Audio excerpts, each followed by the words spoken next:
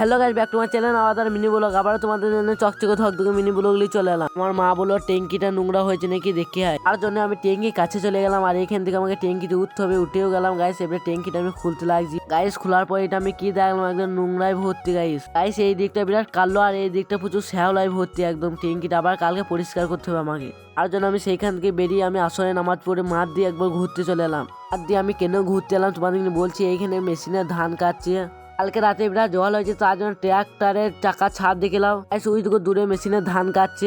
ধানগুলো কেটে নিচ্ছে, কারণ আমাদের এখানে প্রতিদিন জল হচ্ছে, তার জন্য ধানগুলো নষ্ট হয়ে যাবে বলে তাড়াতাড়ি কেটে নিচ্ছে। এদিকে গাড়ি ধান কাটছে আর ট্রাক্টর ভরছে, আর ট্রাক্টর বাড়িতে ফেলে দিয়ে চলে যাচ্ছে ধানটা। ট্রাক্টর গায়ে কত কাদা দেখলাম। এই দিকটা অনেকটা ধান কাটা হয়েছে আর এই দিকটা অনেকটা বাকি আছে। তারপরে গাইস তোমাদের ধান দেখাইতে কত মেঘ লেগে গেলো দেখো।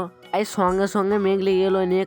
তোমরা দেখলাম কত ঝড় আর ধুলো, মনে হচ্ছে বড় বড় তালগুলো ভেঙে মাটিতে পড়ে যাবে। তাই চারিধার একদম অন্ধকার। তার জন্য আমরা ওইখানে বেশিক্ষণ থাকলাম না, তাড়াতাড়ি বাড়ি চলে এলাম। আমার এই ছোট্ট মিনি ব্লগটা দেখার জন্য তোমাদেরকে অসংখ্য অসংখ্য ধন্যবাদ। আর এই ব্লগটি যদি তোমাদের একটু হলে ভালো লেগে থাকে তাহলে আমার এই চ্যানেলটিকে সাবস্ক্রাইব করে আমার পাশে থাকবেন। বাই।